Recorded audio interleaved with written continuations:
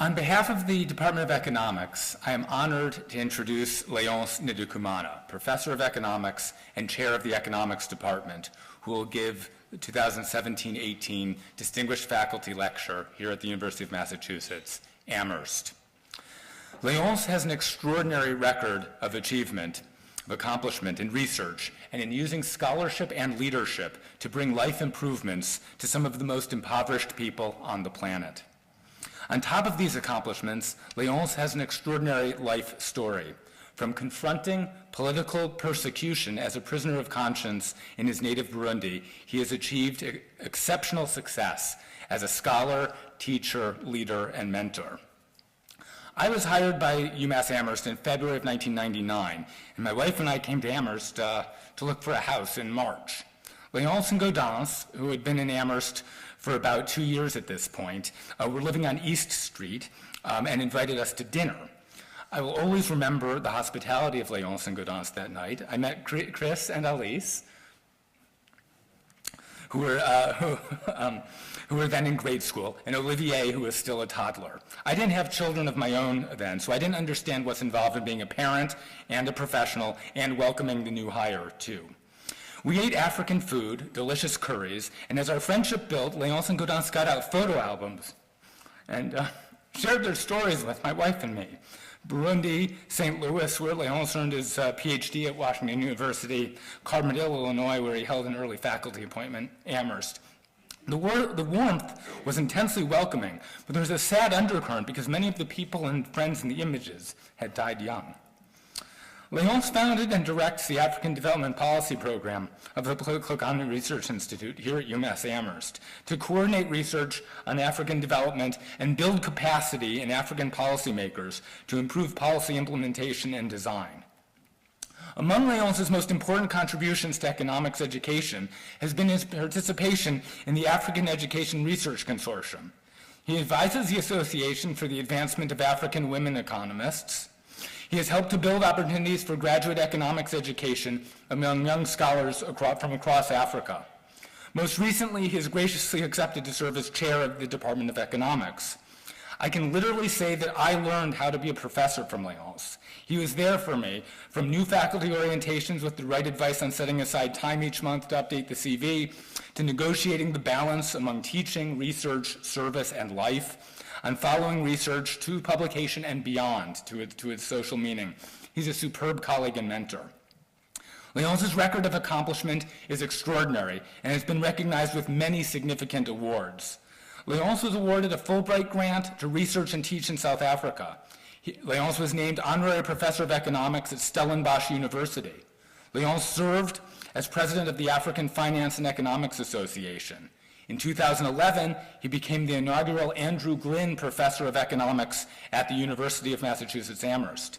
He's received almost every award that the university community can present, including the College Outstanding Teaching Award, the UMass Convocation Award for Outstanding Accomplishments in Research and Creative Activity, Spotlight Scholar, and the UMass Alumni Association Distinguished Faculty Award.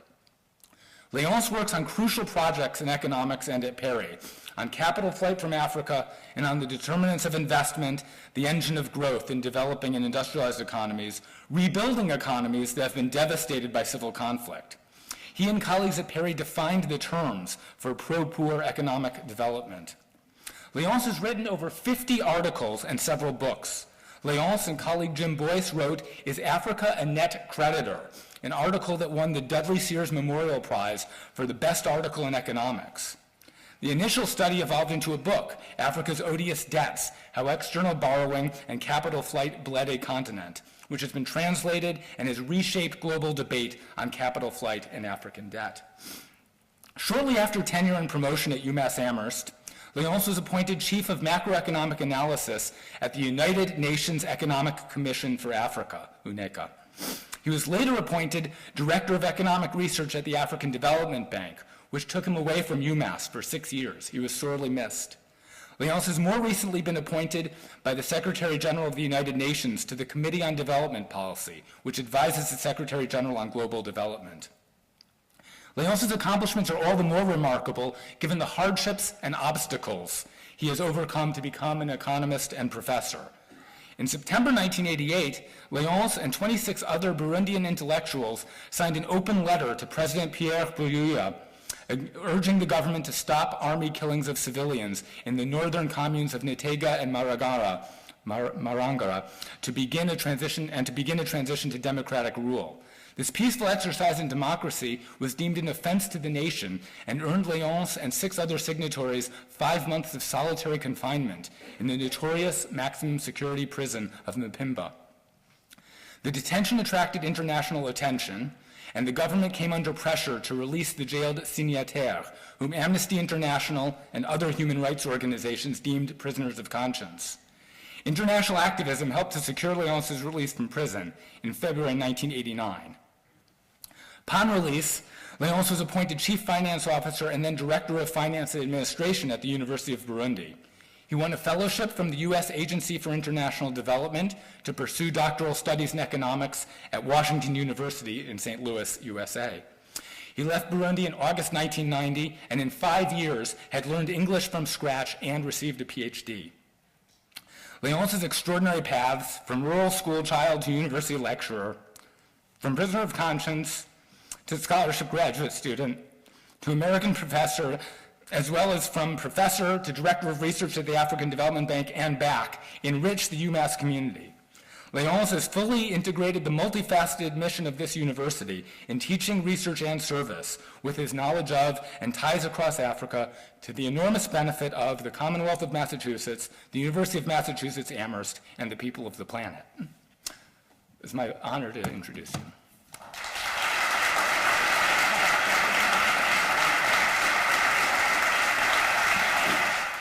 It's a great honor for me to be here and join the illustrious team of colleagues who have come before me to speak in the Distinguished Faculty Lecture Series. I'm truly grateful to the Chancellor and the Provost for supporting this series. I thank members of the Selection Committee and colleagues from the Economics Department for recommending me. Thank you, Michael, for your very kind introduction, your support as a colleague, your guidance as former chair of the department, and your friendship. I would like to express my deep gratitude to Jim Boyce, who introduced me to research on capital flight and has been an exemplary mentor to me. Unfortunately, he could not be here today due to other important engagements. I'm also indebted to our graduate students who have worked on various aspects of this research over the past years, some of whom are here. Carmen, I don't know where she is, somewhere there, Didier, and Narayani. Thank you very much for your hard work. I'm grateful for the unwavering support of my family, most of whom are here today, Alice, Chris, and Gaudence. Olivier is at school. I owe them literally everything. It is so fitting that this lecture would fall on Alice's birthday. Happy birthday, Alice. Trust me, there was no collusion between my camp and the UMass Office of News and Media Relations, only excellent collaboration. I thank you all for taking your time from your busy schedule to come and listen to this lecture. It means a great deal for me.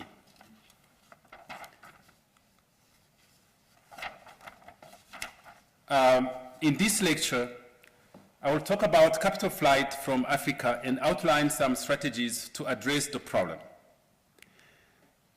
But before I do that, I want to sketch the context so you can appreciate why we care about this subject.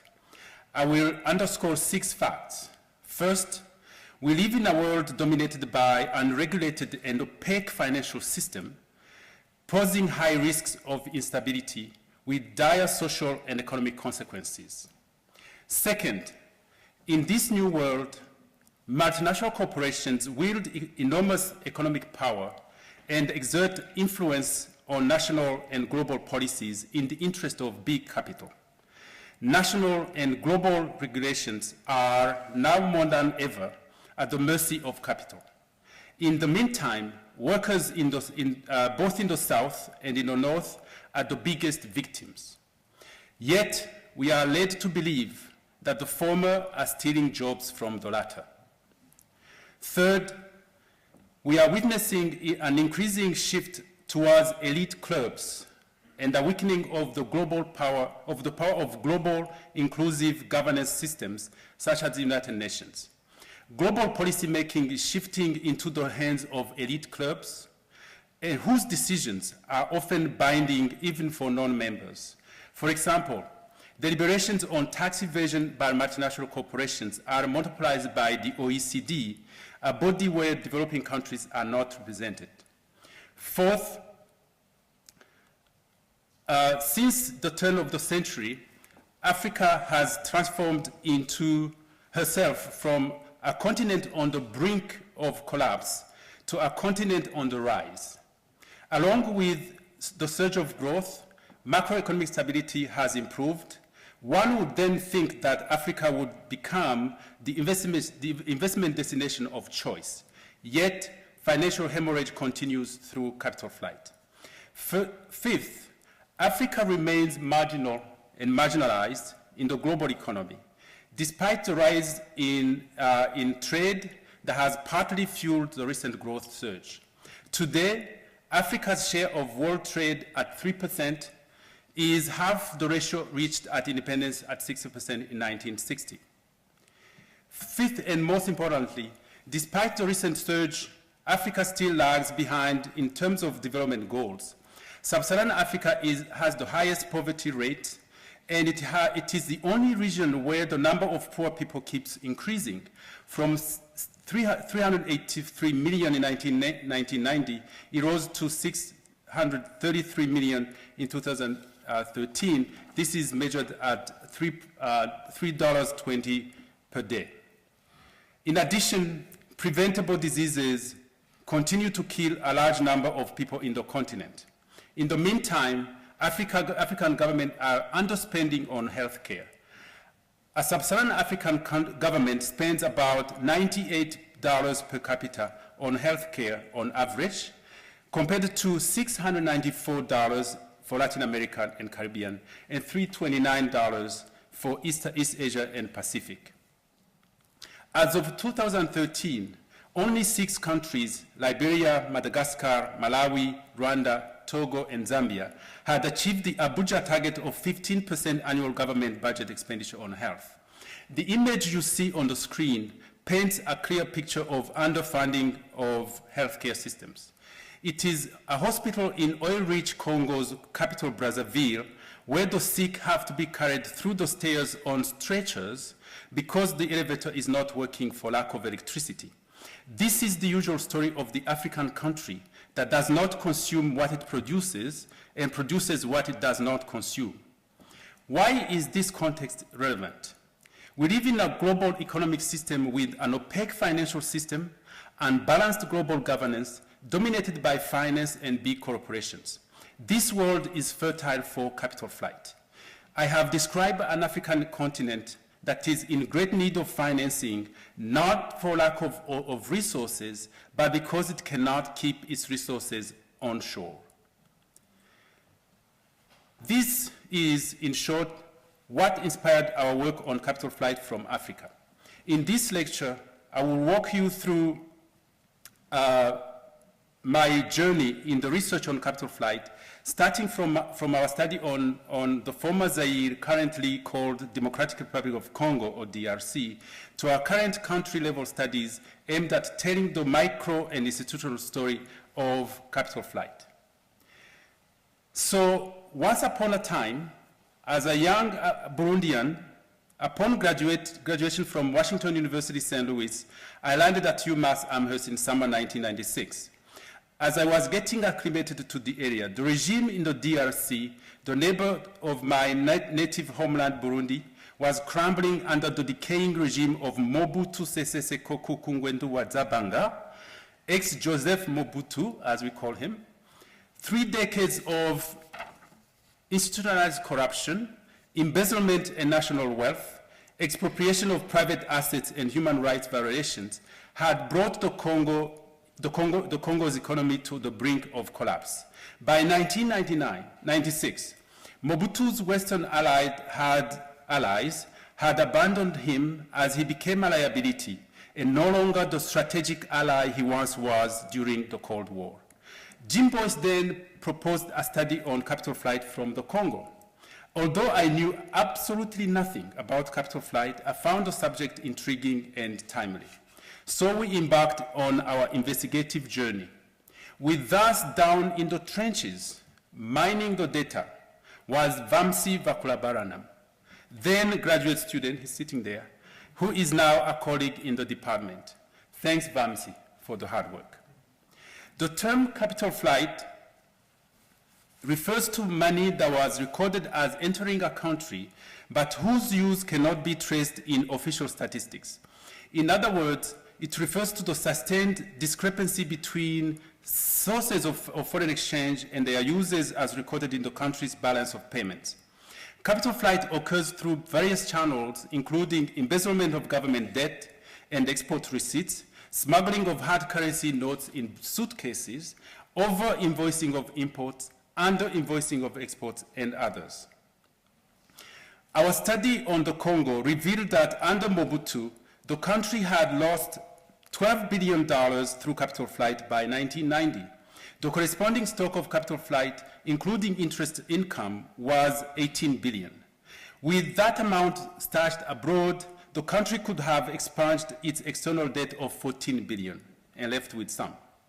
In the meantime, Mobutu had accumulated massive wealth estimated between $1 and $5 billion by converting national assets into private wealth. Part of capital flight was funded by embezzlement of government debt through a revolving door. Mobutu was able to plunder his country's wealth with impunity because he was supported by leaders of powerful Western nations, namely France and the United States. Mobutu was, in the words of US presidents of his era, our friend, our ally, the ally of our strategic national interest. You can see on the screen Mobutu schmoozing with past presidents in the US, Kennedy, Reagan, Nixon, I left Bush, and others. The hemorrhage of the Congolese economy was therefore a shared responsibility of Mobutu and his Western collaborators. In fact, when he was accused of being corrupt, Mobutu's best defense was that it takes two to corrupt, the corrupter and the corrupted. Indeed, asserting that he was a good disciple of his Western masters. Extending our analysis to other African countries, we found that capital flight was a structural problem across the continent. In our 2001 paper, we showed, to the great surprise of experts, that Africa was a net creditor to the rest of the world, in the sense that the stock of capital flight stashed abroad exceeded the continent's liabilities. The new evidence cast doubt on the view that Africa is the home of severely indebted nations. Instead of being funded by rich countries, Africa is in fact financing them. Sadly, however, while the monies stashed abroad belong to the African political and economic elite, the loans that finance capital flight are public and rest on the shoulders of the African population. Indeed, even stolen loans remain the legal liability of the debtor country. Our econometric analysis established that roughly 60 cents out of each dollar borrowed by African countries flow back abroad as capital flight.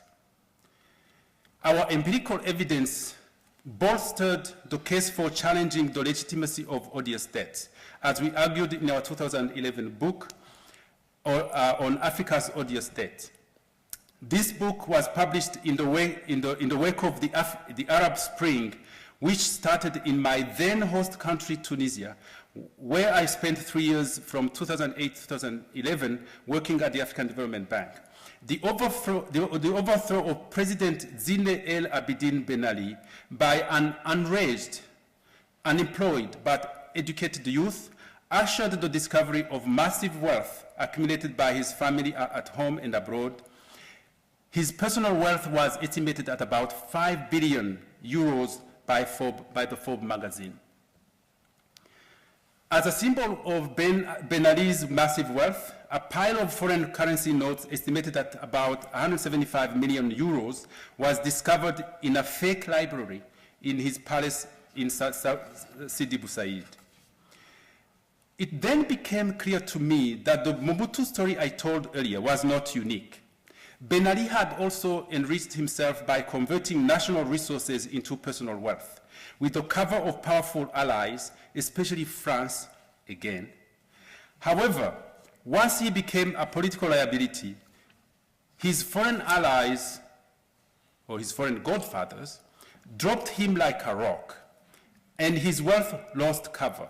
In fact, the plane carrying him to safety out of the country on January 14, 2011, I still remember that, was denied landing in France, and he found refuge in Saudi Arabia.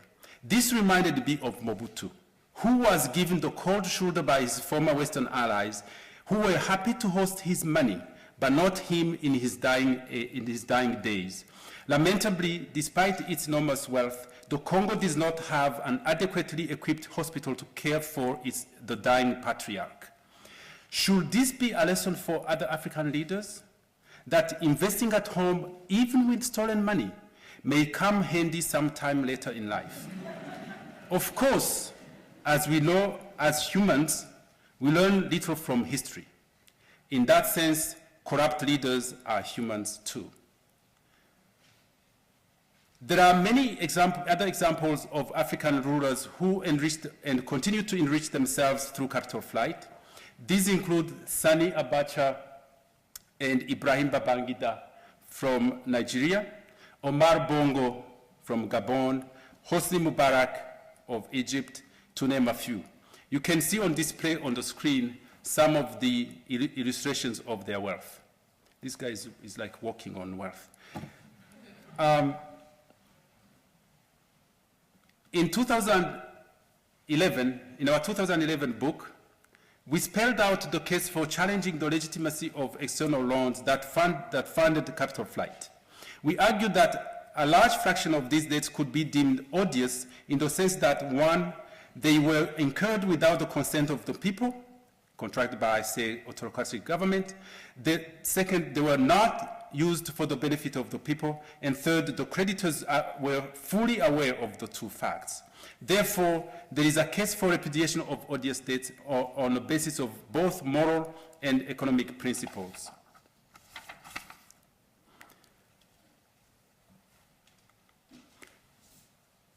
We have updated our capital flight series now up to 2015, and the results show that the problem of capital flight from Africa carries on unabated. Oil-rich countries seem to particularly suffer from capital flight, another symptom of the resource curse. The continent loses more capital than it receives in foreign aid and foreign direct investment. Our sample of 30 countries with adequate data representing 92% of the continent's total GDP has lost a combined 1.3 trillion through capital flight from 1970 to 2015. This exceeds the amount received in ODA, official development assistance, and in foreign direct investment. The continent continues to be a net financier to the rest of the world. As of 2015, accumulated capital flight, including interest earnings, stood at 1.8 trillion. This vastly exceeds the 497 billion of external debt owed by the 30 countries we considered. The key channels of capital flight are leakages through the balance of payment and trade misinvoicing. Often money borrowed by the government or raised through exports of minerals and oil goes missing. Infrastructure projects are executed at inflated costs, with the difference being pocketed by politicians and funneled abroad as capital flight. An example is the famous or infamous Angolan oil for infrastructure model. For example, in Angola, it is reported that from 2002 to 2015, $28 billion from government budget remain unaccounted for, and up to 35% of the money spent on the road construction alone has vanished. Angola's balance of payments also shows remarkably large outward foreign direct investment flows exceeding inward flows, and prompting the question of who are those people making investments outside of the country, as queried Angolan economist Francisco Miguel Paulo, who also asked, how did they earn the money? Such flows may reflect schemes used by firms and individuals to transfer capital out of the country, except this time it is actually officially recorded. Research on economic and social costs of capital flight is still in early stages.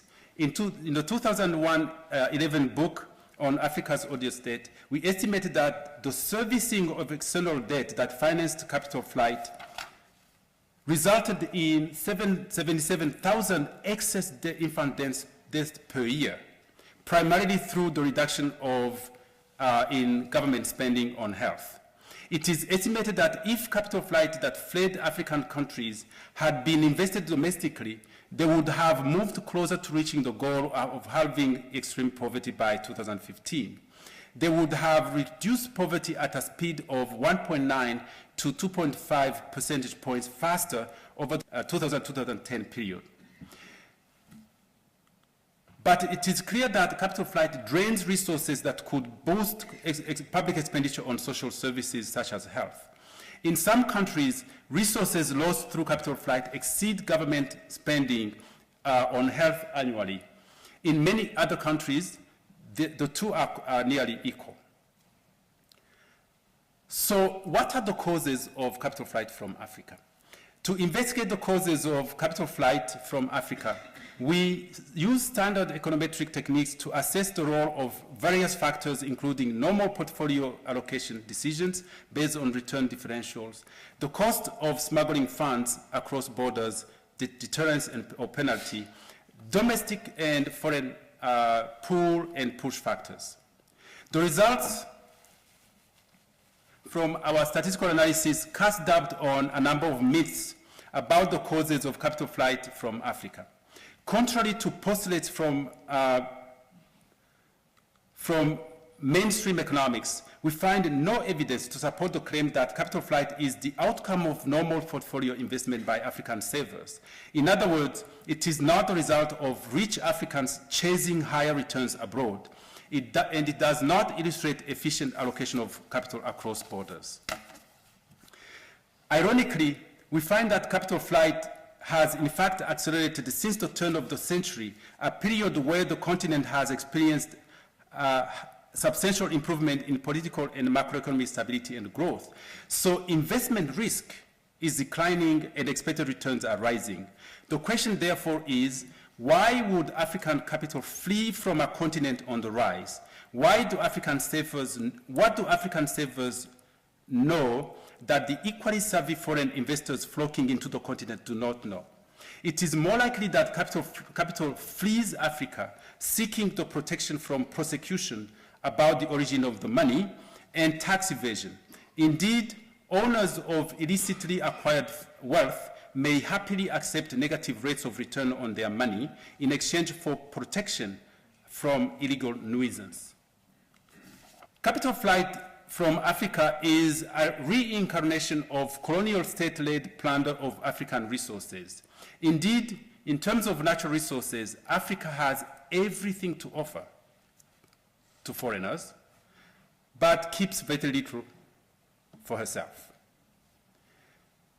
Just like when the European missionaries arrived in Africa and gave the Bible to the African in exchange for land, the African people may be witnessing a modern form of resource expropriation through capital flight.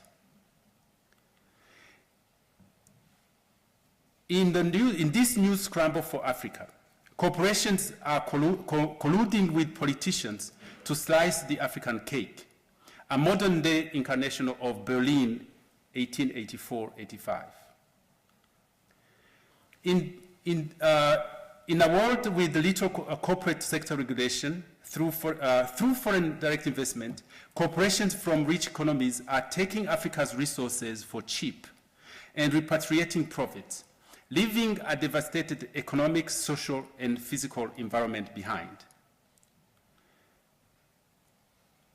While some African leaders attempt to resist the takeover of the continent's resources, others collude with the plunderers, not because they succumb to invading armies, but because they also want their share in the cake, under or above the table. So the plunder game goes on. In the documentary titled The China Hustle, the narrator asks, what is capitalism? His answer is, capitalism rewards those who work hard. It also rewards those who take advantage of others. Whether the current global economic system rewards the hardworking Africans is a question I leave to you all to ponder. I can conclusively say that the system does reward those who take advantage of Africa. Plundering African resources is not new, only more complex. Modern-day plunder of African resources operates along a sophisticated criminal enterprise value chain, from the predicate crime or origins of the illicit funds to the illicit cross-border transfer of the funds, all the way to the concealment of the proceeds in secrecy jurisdictions. Africa's wealth flows into the offshore industry through an intricate transnational takers network. This is a term coined by Jim Boyce,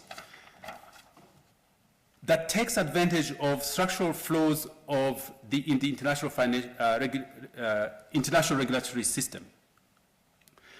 The notion of takers here is not understood solely in the Marxian sense of capitalists taking from workers, or in the conservative sense of the poor taking from the rich through the state's redistributive system, taxation or transfers.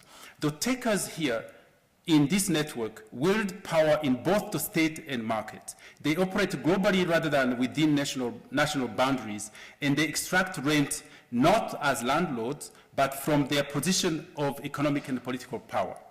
The transnational takers network facilitates intermediation of the wealth of high net worth individuals, corporations, politicians, through safe havens with the help of custodian banks and an industry of enablers comprising of lawyers, accounting firms, and various deal makers. The transnational takers network helps to disguise wealth by masking the origin and destination of the flows, making it impossible to match assets and liabilities. Thus, international financial statistics show more liabilities than assets. As Gabriel Zucman puts it, if we look at the world's balance sheet, more financial securities are recorded as liabilities than assets, as if planet Earth were in part held by Mars. We can illustrate this phenomenon of missing asset with an example of an African political elite, say a member of the Bongo family in Gabon, or other politically exposed persons, such as those currently under investigation in Gabon, many of them, who embezzles money, smuggles it out of the country, and deposits it in a Swiss custodian bank. The Swiss bank invests the funds in, say, the US, in US government securities, which is conveniently registered in the name of a shell company, a shell entity in Panama. In this case, the assets will not be recorded in Gabon, obviously because they are illicit.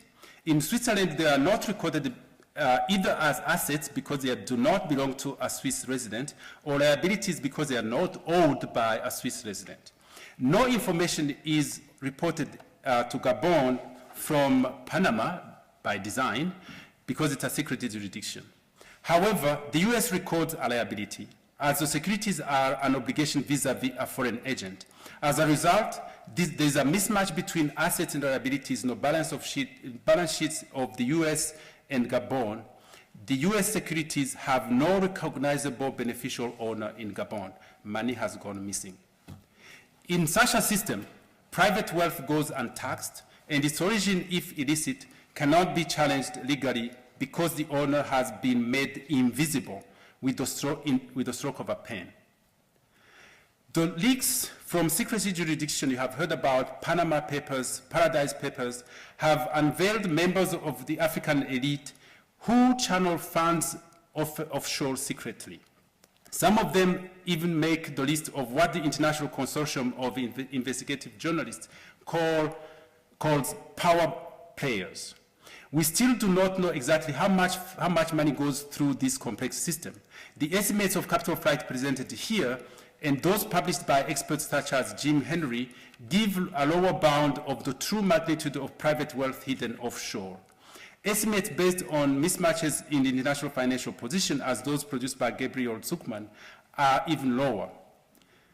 However, and moreover, visible wealth held abroad in banks, such as those reporting to the BIS, is much lower than hidden wealth. This is still a fertile ground for investigation. Going beyond aggregate analysis, we are currently undertaking country studies to investigate the institutional mechanisms, the actors, enablers of capital flight, and the face behind the transnational takers network. To do so, we have assembled a dream team composed of top experts in investigative analysis to examine the cases of Angola, Cote d'Ivoire, and South Africa. The project is underway. Stay tuned. What can be done about it? As is commonly said, complex problems require complex remedies. So is the case for capital flight. As a starting point, let us take stock of the evidence on the causes of capital flight and attempt to some inference about what works and what does not work in stemming capital flight. From a micro perspective, the existing evidence suggests that capital flight is not primarily the outcome of portfolio choice by African wealth holders. Therefore, while policies aimed at increasing returns to domestic investment are desirable, they will not effectively deter capital flight. A better strategy would be to strengthen the capacity for detection of embezzlement and fraud and increase penalties for financial crimes in order to discourage capital flight. At the macro level, while macroeconomic stability and growth are desirable, they are not a sufficient deterrent of capital flight. In fact, policies such as high interest rates and rigid inflation targeting may not necessarily achieve short-run macroeconomic stability, while also failing to stem capital flight. In any case, no interest rates can be high enough to keep stolen money in the eyes of the authority at home. In turn, good governance and strong institutions that keep private and public corruption in check are critical for preventing capital flight from Africa. At the global level, the focus should be on increasing transparency in the global trade and financial systems, especially breaking the tradition of banking secrecy, and on establishing strong mechanisms for enabling timely, transparent, and accurate reporting of bilateral trade to minimize trade misinvoicing and abusive transfer pricing. Recently, some global initiatives have been established to tackle capital flight and related problems, such as tax evasion, money laundering, and abusing transfer pricing. One of those initiatives is the Stolen Asset Recovery Initiative, sponsored by the World Bank and the United Nations, aimed at tracking, freezing, repatriating assets stolen by corrupt leaders. Since its inception, however, little money has flown back to source countries. For example, out of the estimated $3 to $5 billion stolen by former President Sani Abacha of Angola, barely $500 million have been repatriated. In 2012, the United Nations Economic Commission for Africa established a high-level panel on illicit financial flows from Africa with a mission to promote awareness about the problem of illicit financial flows and recommend solutions to stop it and get it, that means repatriating it. At the global level, a landmark decision was the adoption on July 6, 2017 by the United Nations of the Sustainable Development Goal 16.4 to significantly reduce illicit financial flows and arms flows and to strengthen the recovery and return of stolen assets and combat all forms of organized crimes by 2030. However, despite these policy advances, we are still a long way from a consensus on how to combat capital flight. Progress on this agenda faces critical political economic questions. The first is, where is the constituency for change? That is, the constituency for combating capital flight and the heaven industry. What are the incentives for change? Stemming capital flight has clear gains for Africa and the global economy at large. For Africa, it means more schools for children, more hospitals and healthcare for the rural population, more roads, and more dividends from natural resources. For the global community, it means reduced threat of financing illicit activities, including terrorism, higher returns to foreign aid by shutting the revolving door, and reduced tax evasion by multinational corporations and rich individuals. However, despite the gains that there are strong forces and obstacles against change. The biggest obstacle is the imbalance of power between those who benefit from reforms and those who gain from the status quo. The question, therefore, is how to overcome the imbalance of economic power. Corporations, banks, and high net worth individuals who benefit from the status quo have enormous economic power to influence policy and oppose change. In contrast, the ordinary citizens in Africa and abroad who suffer the consequences of capital flight have relatively limited power to influence change. Without a united front of the victims of capital flight, it will not be possible to tackle the problem of capital flight. Another question is how to overcome the imbalance in the political power. On the one hand, the African political elite who benefit from the status quo will not be the champions of reforms. On the other hand, Western countries that benefit from hosting the proceeds of capital flight from Africa will support anti-capital flight policies only if they foresee gains for their own economies. In this corporations-led world, it would indeed be naive to expect a much global altruistic desire to help Africa keep its wealth onshore. A third question is how to rein in the transnational takers network. This network banks on secrecy. The critical step is to make financial, trading, and taxation systems more transparent. From a legal standpoint, governments must commit to rooting out the too big to jail syndrome to ensure that influential offenders no longer get away with murder, that is, crimes of corruption, tax evasion, money laundering, smuggling, and trade misinvoicing. So what is the key to progress? Building national and global support for policies against capital flight requires shifting the conversation from capital flight being an African problem or a developing country's problem to being a global problem. The knowledge generation community therefore has the shared responsibility of documenting the costs of capital flight and the gains associated with stemming it for Africa as well as for the global community in order to build a global alliance against capital flight. It is also critical to resist against the increasing imbalance of power between the state and corporation and between finance and labor. Of particular concern is the capture of the regulatory capacity of the state by the corporate sector and its support network composed of the corporate lobby, free market academicians and think tanks, and others who, for ideological and pecuniary motives, advocate for the supremacy of laissez-faire against regulation of the corporate sector and the banking system. To fight against capital flight, African countries and the global community can leverage recent advances in bilateral arrangements against banking secrecy and tax evasion. An example is the success of the United States government in forcing Swiss banks to disclose the identity of American wealth holders under their custody as a means of combating tax evasion.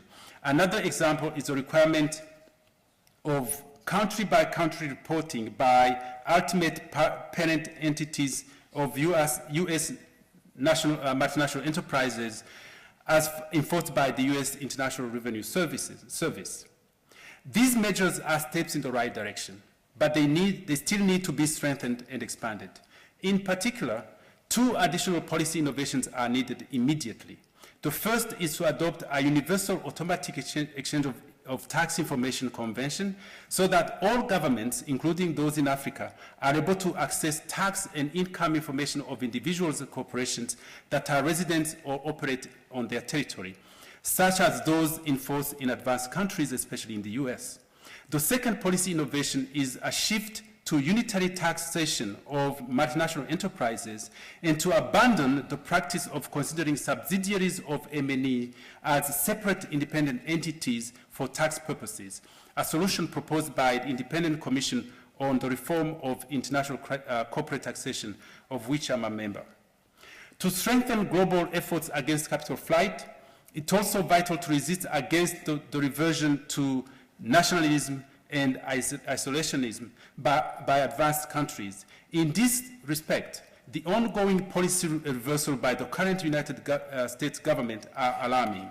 For example, the Republican attack on financial regulations, for example, the Dodd-Frank Act, the new trade wars, the xenophobic policies, the vilification of migrants, etc.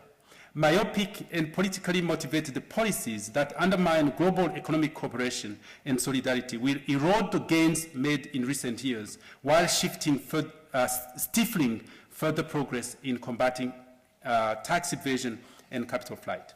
If advanced countries, or as we call them, Africa's major development partners, are serious about supporting the continent in combating capital flight, they must enforce responsible and transparent practices by their banks.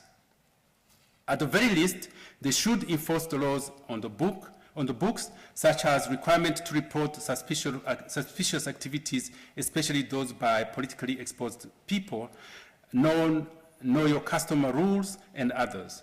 After all,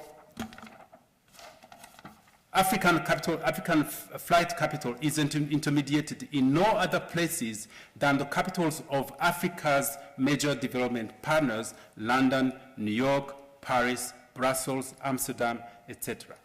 Preventing Africa's financial hemorrhage will require Western governments' honest and genuine commitment to denying a home to wealth stolen from the continent. Africa's development partners can advance the anti-capital flight agenda by helping to strengthen African governments' capacity to monitor and report on all financial flows, inflows and outflows. For example, strengthening the national financial intelligence units, African governments' capacity to stop the plunder of national resources by multinational corporations, and African governments' capacity to design and implement comprehensive policies for combating capital flight. We must admit that our knowledge on capital flight remains incomplete. In the meantime, the beneficiaries of the status quo, the transnational takers network, continue to consolidate their defense apparatus, including by investing in disinformation campaigns and financing ideologically sympathetic research in academia and think tanks. While we must do more in research, our measure of success will not be limited to intellectual production only. We also must actively influence policy. No one can do it alone. To fend off the forces in favor of the status quo, it will take a determined global alliance against capital flight. It will indeed take a global village to clean up the global financial system. Thank you for your attention.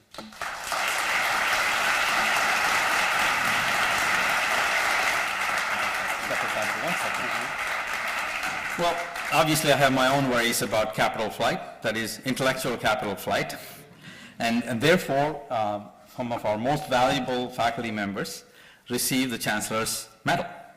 So on behalf of your colleagues who hold you in such high esteem, it's my pleasure to present you with the Chancellor's Distinguished Lecturer, Distinguished Faculty Medal, which is the highest honor awarded by faculty on this campus.